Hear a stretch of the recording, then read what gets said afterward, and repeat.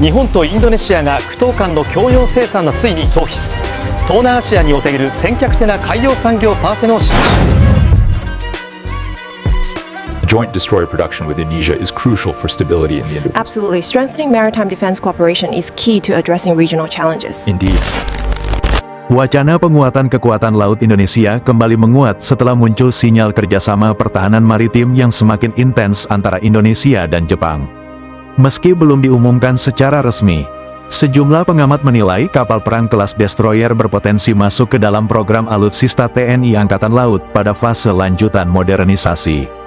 Selama ini, TNI Angkatan Laut dikenal kuat di wilayah pesisir, tapi pertanyaannya sekarang, apakah Indonesia sedang bersiap naik kelas menjadi kekuatan laut samudra? Apakah Indonesia sedang bersiap naik kelas menjadi kekuatan laut samudra? Karena jika benar Indonesia mulai melirik kapal perang kelas destroyer, maka satu nama yang hampir pasti muncul sebagai mitra strategis adalah Jepang. Pengamat militer menilai, dinamika keamanan di kawasan Indo-Pasifik menuntut Indonesia memiliki kemampuan pertahanan udara laut jarak jauh dan pengawalan armada yang lebih kuat. Peran tersebut selama ini identik dengan kapal perang kelas destroyer. Destroyer bukan sekadar kapal besar, tapi pusat pertahanan udara armada. Jika Indonesia ingin meningkatkan daya gentar dan perlindungan jalur laut strategis, maka destroyer menjadi opsi logis, ujar seorang analis pertahanan. Saat ini, kekuatan permukaan TNI AL bertumpu pada frigate dan korvet modern.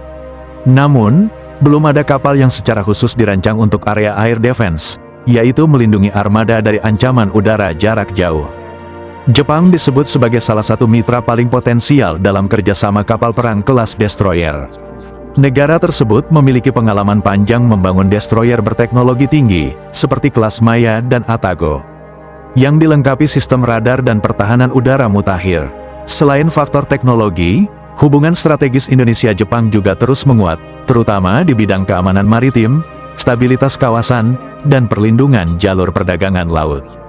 Jika Indonesia mempertimbangkan destroyer, hampir pasti jalurnya adalah kerjasama, bukan pembelian mentah.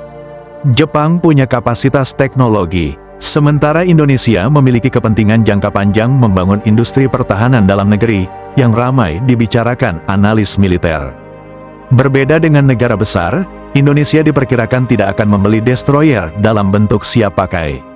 Skema yang lebih realistis adalah pengembangan bersama, co-development, produksi sebagian di dalam negeri, serta transfer teknologi secara bertahap.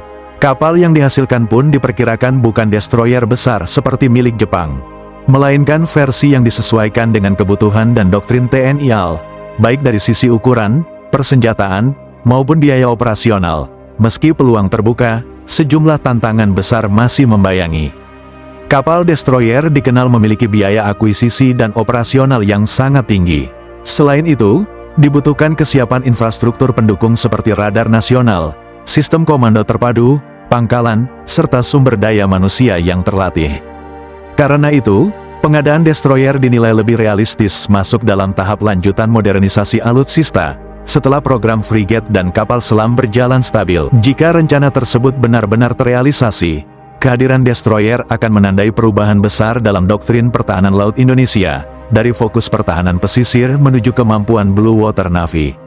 Meski belum ada pengumuman resmi, pengamat menilai arah kebijakan pertahanan maritim Indonesia menunjukkan kesiapan untuk naik kelas, seiring meningkatnya tantangan keamanan di kawasan.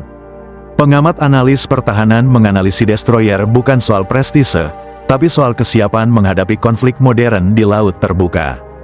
Jika destroyer benar-benar masuk dalam program alutsista TNI Angkatan Laut di masa mendatang, keputusan itu akan mencerminkan perubahan besar dalam arah pertahanan laut Indonesia.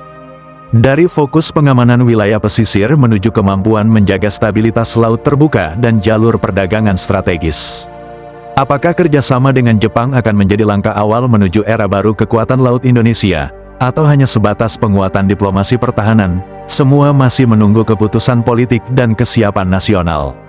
Satu hal yang pasti, arah modernisasi TNI AL kini bergerak menuju tantangan yang semakin kompleks dan berskala regional. Tapi arah angin sudah jelas, Indonesia sedang naik kelas, dan jika destroyer masuk program alutsista, Jepang hampir pasti ada di meja perundingan.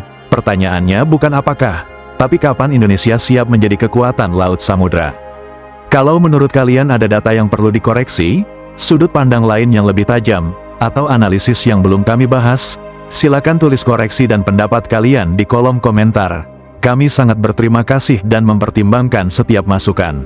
Jangan lupa like jika konten ini menambah wawasan, share agar diskusinya makin luas, dan subscribe supaya tidak ketinggalan analisis strategis berikutnya. Jayalah Indonesiaku! I don't ever slow up, no I don't